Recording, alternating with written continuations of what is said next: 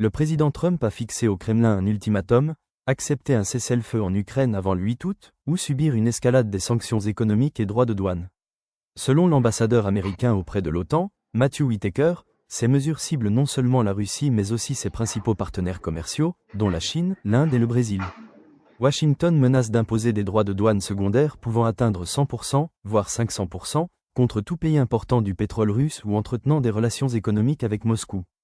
L'objectif affiché est clair, asphyxier les sources de financement du Kremlin et créer un isolement économique mondial suffisamment dissuasif pour forcer un repli stratégique. Ce durcissement s'inscrit dans une dynamique bipartisane au Congrès américain. Plusieurs sénateurs de premier plan, issus tant des rangs républicains que démocrates, soutiennent un projet de loi visant à renforcer considérablement le pouvoir de sanctions économiques de la Maison-Blanche. Il s'agit de faire pression sur Moscou mais aussi d'envoyer un signal fort à tous les acteurs économiques complices ou neutres dans ce conflit. Dans cette logique, Whitaker n'a pas hésité à viser directement les grandes puissances comme la Chine et l'Inde, estimant que leur coopération économique avec la Russie équivaut à un soutien tacite au conflit.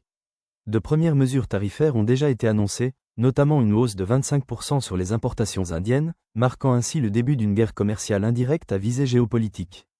Trump se positionne ainsi comme un négociateur de crise prêt à imposer une solution par l'économie, plutôt que par l'engagement militaire.